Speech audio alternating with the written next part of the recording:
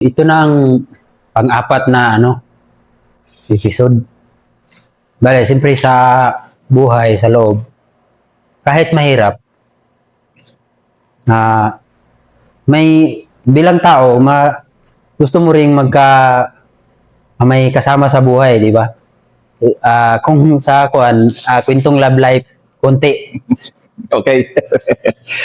Bale, sa mga taon na yan, nagsiyon ako sa taon na to, nagsiyon ako sa Compact RSDG. Ako na ang CEO. Dahil, tapos, may mga kwento ng love life na naranasan ko.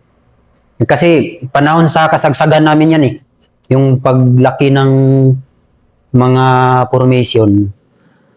Tapos, siyempre, maraming mga link up na nangyayari sa iba't ibang mga unit. Tapos, hindi mo maiwasan na binata ka, may mga mga babae rin na nakikita mo sa iba-ibang unit, iba-ibang mukha din, siyempre. May mga galing white area, na mag-exposure sa amin. May gano'n? Regular yun? Oo, meron. Kada buwan yun may mag-exposure na taga white area. Tapos maraming babae. Tapos doon sila mag-aral sa bundok. Yung mga aralin na pang aktivista talaga. Ang white area. Doon sila mag-aral sa amin sa bundok. Na siyempre, nung una, may nakita ko na parang napupusuan ko na lumad. Tapos, maganda rin yung ugali niya. Ganda. Pero hindi maiwasan yung sa loob yung agawan ng babae. Kasi maliit lang yung mga babae, hindi masyadong marami. Pero dahil ikaw CEO... Pero ako man yung kibali na may responsibilidad na. Siyempre, ang mga babae rin kasi sa loob, may mga babae din na naghahanap ng may mas taas na posisyon. Ganon? Oo, may mga ganyan. So, may kaagawan pa nga ako nun Yung asawa ko ngayon, may kaagawan ako kasi close kami talaga nung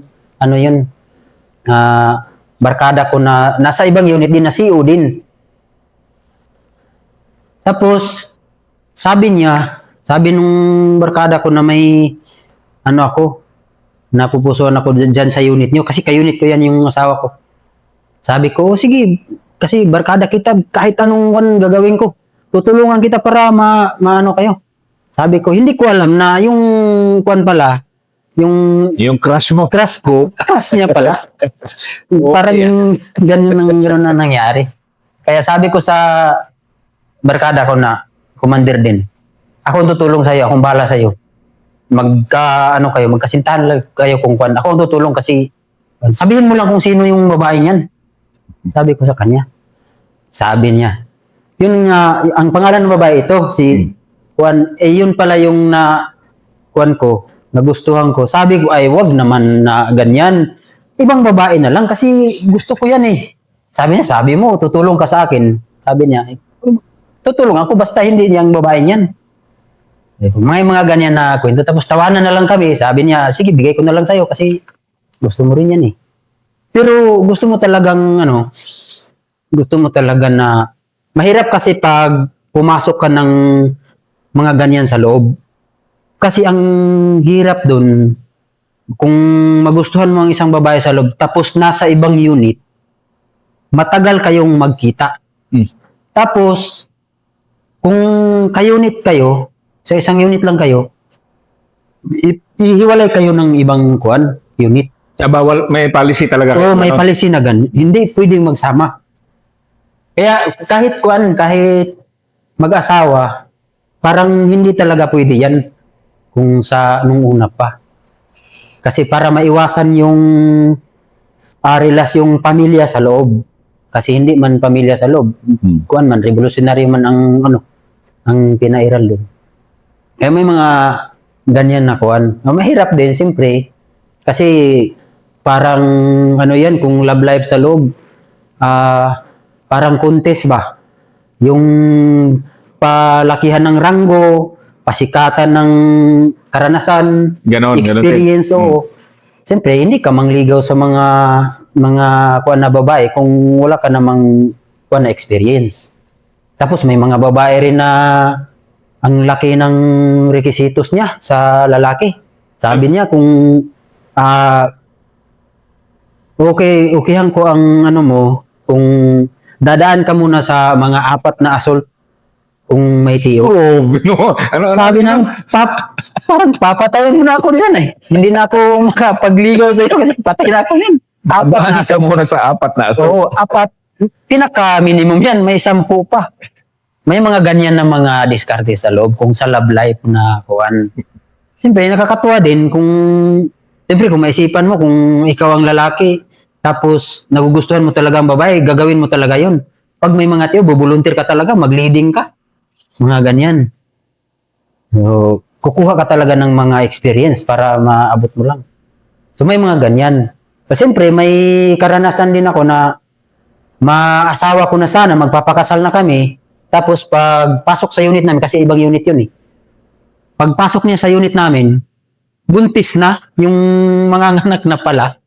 Hindi natuloy yung kasal namin sa Oh, grabe naman yan. Talagang tinutime ka pala nung... December. Sabi ng kalihim ng region namin, kasi nasa HQ ako sa time na yun eh. Sabi niya, kailan ka ba magpapakasal? Sabi ko, ngayong December yun eh. December. Sabi niya, sige, papakuha natin yung mo. Sa pakuha na sa ibang unit, pinapapunta na yung unit na ka-unit ng kuan ko. Sabi niya pagpunta. So excited pa naman ako, ginawan ko ng kubo-kubo na sikreto talaga ba. Yung hindi kami makita sa labas, hindi kami marinig kasi doon sa distansya talaga malayo. Yung ginakuan ko na kubo.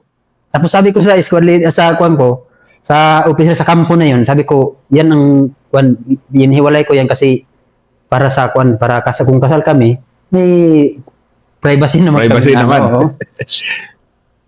So sabi niya, sige, kuan na yung unit na kasama ng kuan mo. Sintahan mo. Sabi ko, sige, ako na ang magpunta doon sa baba. Pagpunta ko doon, sino ba tong parang mga nganak na nakuan? Hindi ko makita kasi malayo eh. Tapos kinausap na lang ako ng kuan, commander niya, sabi, papakasalan mo, bakit mo binuntis? Sabi niya. Ano? Binuntis ko raw. Yung siyota ko, binuntis ko raw, sabi niya. Sabi ko, paano nabuntis yan? Hindi ko naman yan ginalaw. Lumad yun eh. Ado na, akyat na sila. Kalink up na. Sabi ng kalihim ng region, bakit hindi ka nagsabi na binuntis mo pala tong ano mo? Sabi ko sa kanya, hindi ko naman ginalaw yan. Pan ko. Sabi niya, mabuntis ba to kung hindi mo ginalaw? Sabi niya. Tingnan na lang natin, ipaanak natin dito sa kampo. Nanganak nga yung kuan. Saka na ako magpapakasal sa kanya kasi naka-schedule na eh.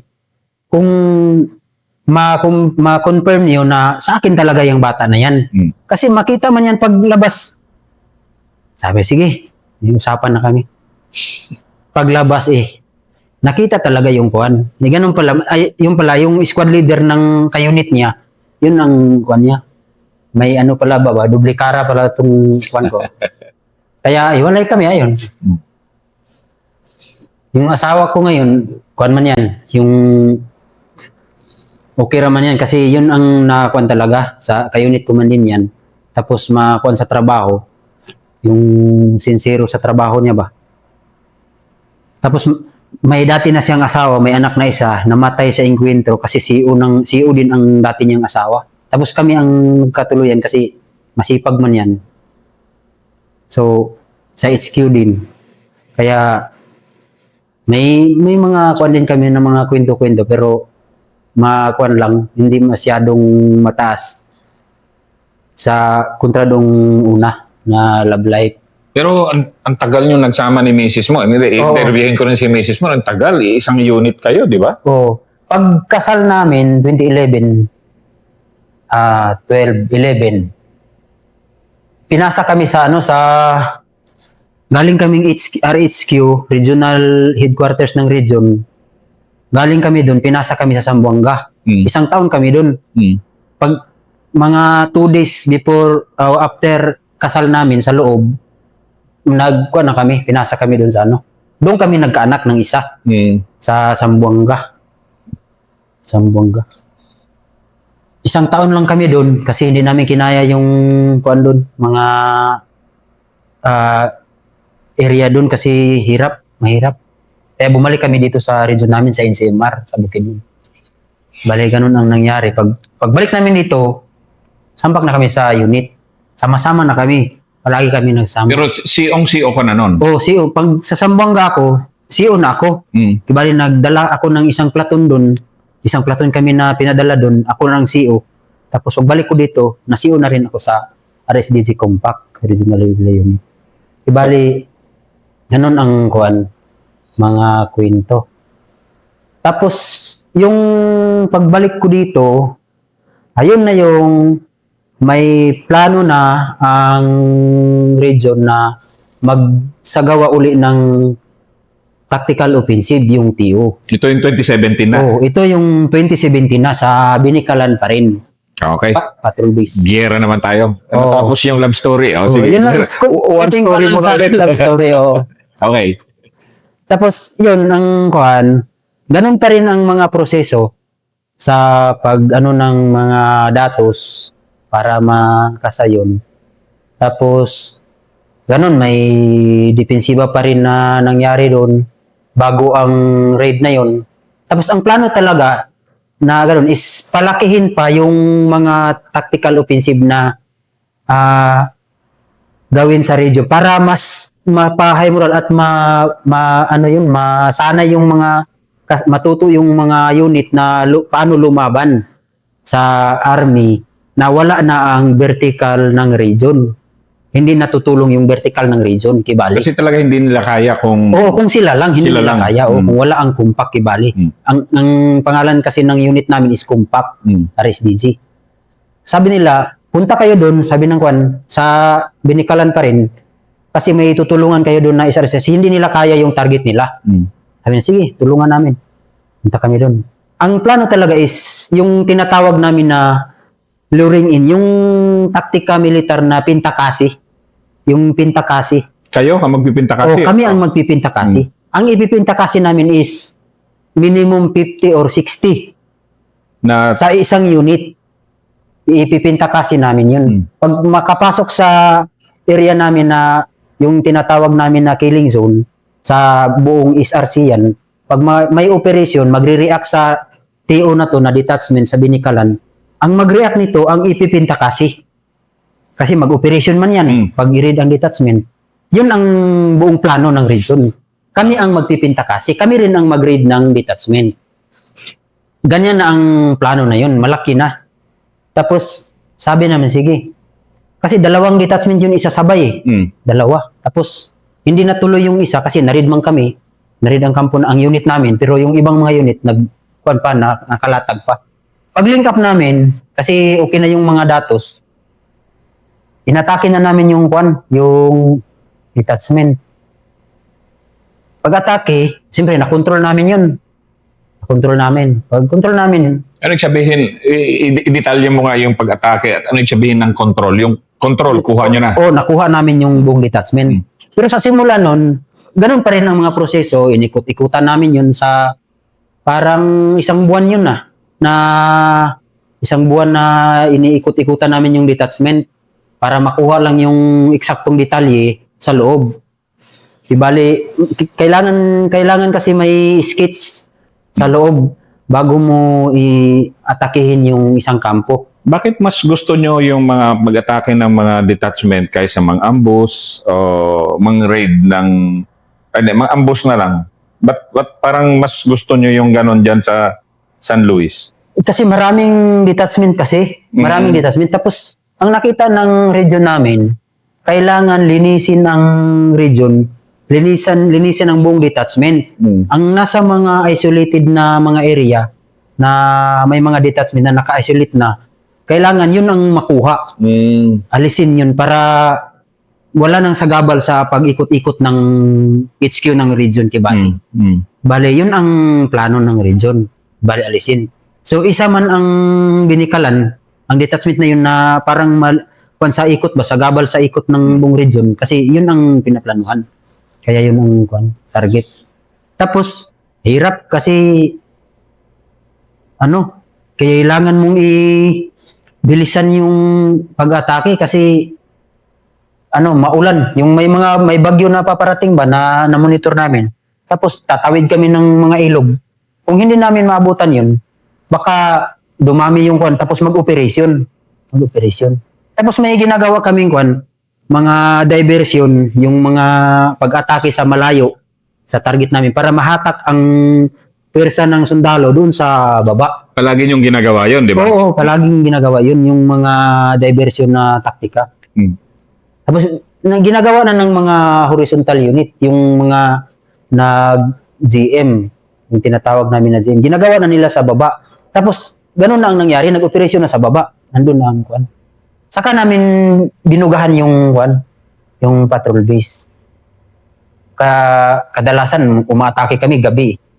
Gabi ang atake. Paanong, kunyari, bilang commander nun, di ba, ikaw, commander ka. Ano yung style mo bilang commander? Sa ganon na atake, yung galawan ng isang NPA commander sa ganon, style mo?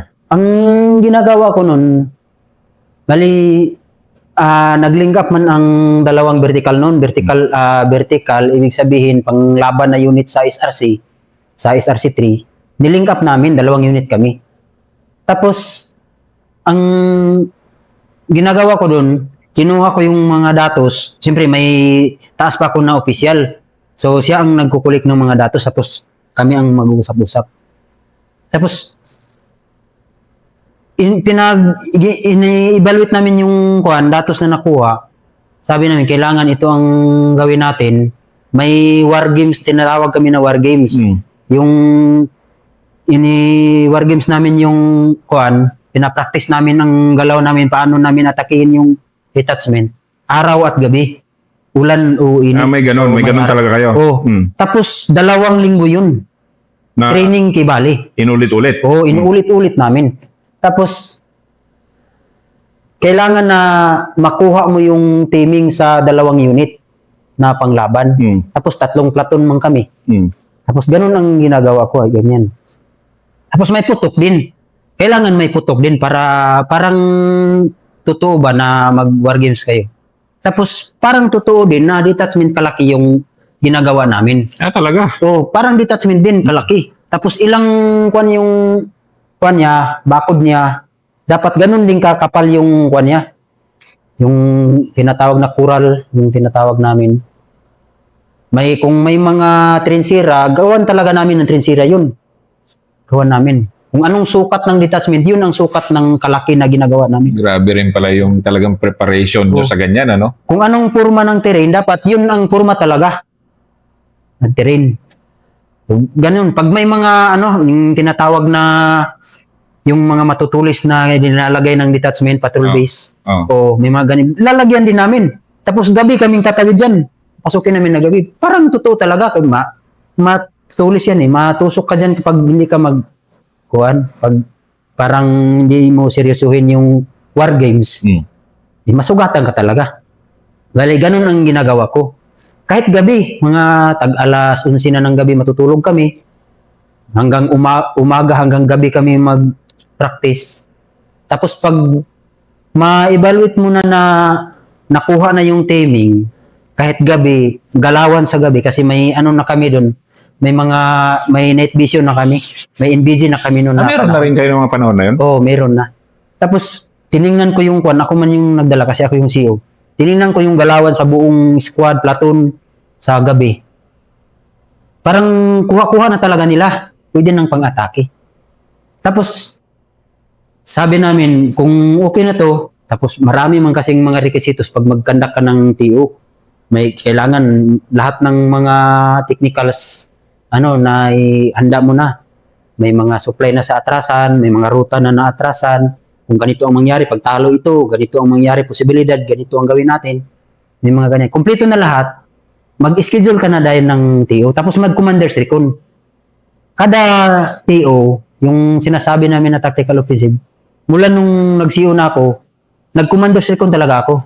Palagi yan. Wala, hindi kayo magtitio na hindi ka nag-commander's recon. Oo, walang TO na hindi ako nagre-recon. Hahawak talaga ako sa koral ng sa patrol base. Kung kailangan kong pasukin ko pa yan eh. Na nagpapanggap ka lang na Gabi ko yan papasukin. ganun. O didikit ako sa gitgit ako sa May karanasan nga kami yung isang commander ko sa vertical ng pinasok talaga yung detachment. Kasi ang ang signalan ng cellphone nasa loob lang ng detachment.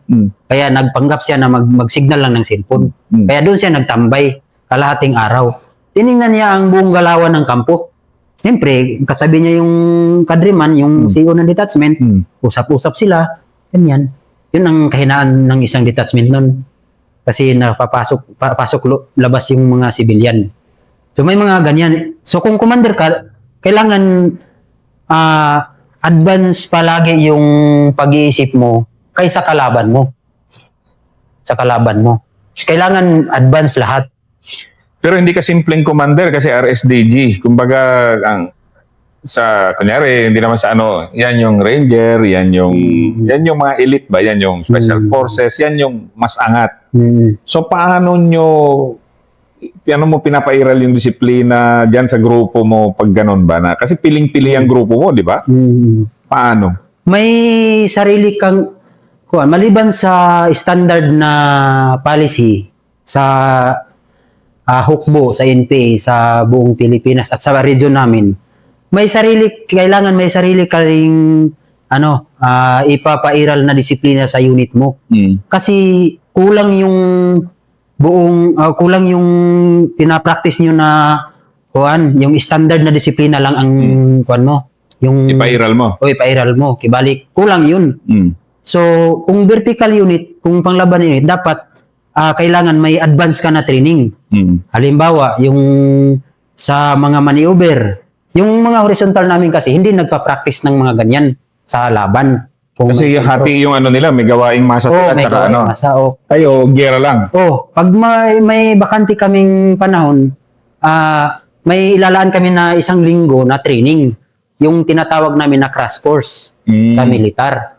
Bali, mga selected na topics ng BKPM, yung training militar na dokumento namin. Makapal yun. Ang regular na training namin is aabot ng 1 buwan. Pero sa amin, sa unit namin, selected lang yung mga topics na yung magagamit mo lang sa pang-araw-araw na galaw mo. Kung halimbawa, kung mga raid, pinapractice namin yan. Kung enkwentro sa daan, sa lakaran, pinapractice din namin yan. May ganun kayo lahat. Sa unit. Maglalakad kami, magkanda kami ng war games. Halimbawa, may puputok-putok sa advance, maneuver naman kami. Mga ganyan, kung marid ang kampo namin, kung natutulog yung buong unit, nag-harbor na, may biglang putok, tapos maneuver.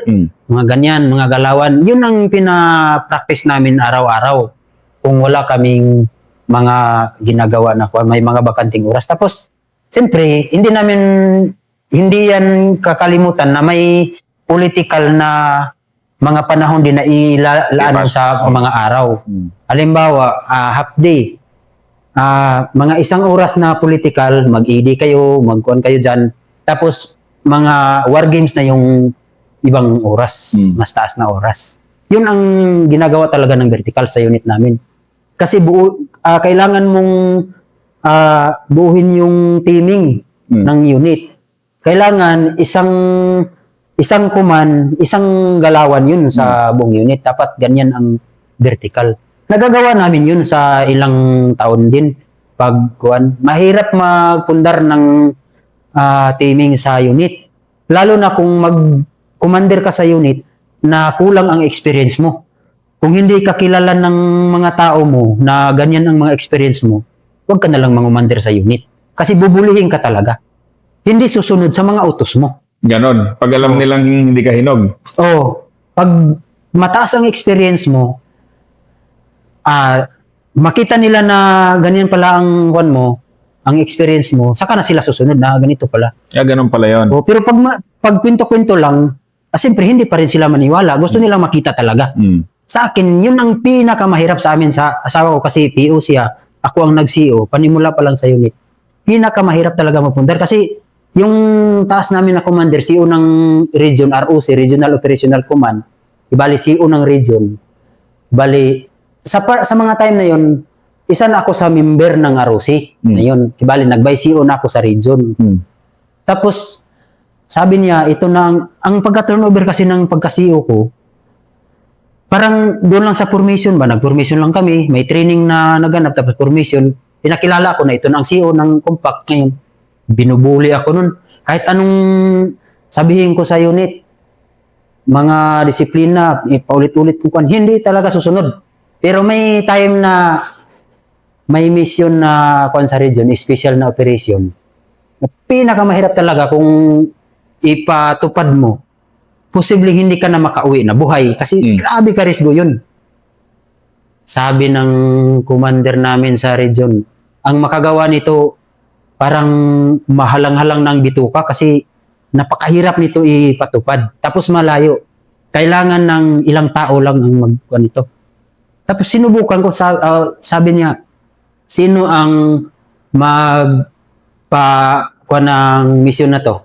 Patupad. Ano ba yun? Ano ba yung mission na yun? Special operation yung sa mga kuwan, sa yung sinasabi namin na yung pinakamalaking bira ba na yung mga tao na personahe na mga target ba?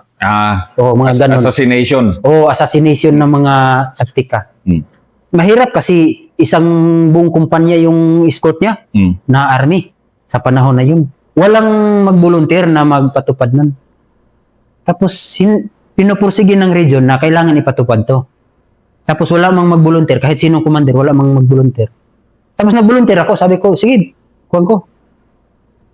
Subukan ko kung kayanin yan. Kinakaya man namin, tapos napatupad namin yun. Saka na kuhan yung unit, buong unit. Pero nakaya nyo, natumba nyo yung personality. 70 yung escort niya, tapos army man yun, yung escort niya. Tapos 4 lang kami nun. Ano nga to? Huwag mong bagitin yung sino, pero Galawang James Bond nga, paano yun? Tapos ang hirap nun kasi walang puno, walang kahoy ba? Puro damuhan lang. Sabi namin, paano natin to i-execute na ang hirap nito? Tapos makita tayo ng escort. 4 naman na KM450 yung nag-escort sa kanya. Tapos iba pa yung mga police, iba pa yung ang dami talaga. Tapos ang hirap makakita ng ambush position mo kasi walang gubat. Ang ginawa namin, doon kami sa damuhan lang, 4 kami. Hindi kami gumalaw. 2 gabi at 2 araw at gabi man yun. 2 gabi. Walang tulugan yun. Tapos, ang kinakain lang namin yung supas, yung binili namin. Hindi kami nagsaing. Hindi kami natutulog. Tapos pagdaan niya, dumaan na siya, yung pagitan namin sa escort niya is mga 50 meters lang siguro, yung sobra man ata yung 60 personnel na army. Malapit lang sa amin kung tumayo kami, kitaan na kami sa army. So ayun, patupad namin yun. Nakuha namin yung target. Tapos, grabing bakbakan nun. Hirap nun. Sige, kwento mo kaya. Medyo mabigat yun. Mabigat talaga yun. Tapos sabi namin, tapos may ultimatum na order sa CEO ng region. Sabi niya, yung taong yan, yun lang ang papatayin. Wala nang ibang masugatan na kasama niya. Kahit sundalo. Sabi niya, walang ibang titirahin. Yun lang talaga. Hindi namin maintindihan kung bakit ganun ka-ultimatum yung mission namin, yung order. Sabi, ang hirap kaya nito kasi na maraming escort, police at sundalo. Tapos, hindi mo pwedeng barilin yung kalaban mo na, yung isa lang. ako na nakasama na commander, hindi ko man kilala yung target. Yung kasama ko na nakakilala talaga sa target, yun ang pinakuan ko. Siya din ang kibali noon, nag-team leader temporary sa operation na yun. Pero ako ang commander na sumama. Sabi ko, ikaw nang bahala kasi ito ang order. Ako, kuwan lang ako sa order na ganito talaga. Huwag nang anuhin yung iba. Sabi ng kasama ko, paano yung mga kasama niya kung mamaril? Sabihan mo lang na huwag mamaril kasi wala kayong kuwan dito. Ganun lang ang sasabihin. Execute talaga. Pag daan ng target, binugahan ng kasama ko, ayun, nakuha nila. Tapos, atras kami. Ganun nangyari. May mga enkwentro pa, barilan pa na masyal kasi maraming sundalo nun. Maraming army. Pero hindi na kami nakapagputok pag atras na namin kasi nahirapan na kami kasi wala nang kuwanan namin, mawidruhan. Halos mapintakasin na kami sa dami ng sundalo nun. Pero pinili talaga namin kasi buhay namin ang nakataya doon. Sabi ng kuwan namin, magaling na kayo pag makauwi kayo dito na buhay. Parang ganun ba ang mga orientation? Kaya ako, kinakabahan ako kasi hindi ko maintindihan to. Bakit ganito kuwan ang mission na to? Pero nung may mga desisyon, siyempre nagtutol ako. Sabi ko, hindi ako kuwan nito.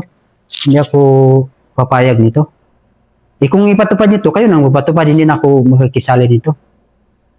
Wala mang mag-volunteer tapos pinupursigi ng region namin. Doon mo nakuha yung respeto nila? Oo. Pag-uwi ko sa unit ko, parang kung sa army pa, saka na sila sumasaludo kibali sa akin. Saka na na-develop yung relasyon ko sa kanila. Ang hirap kasi ipapakita mo pa na magbuhis-buhay ka pa sa harap nila.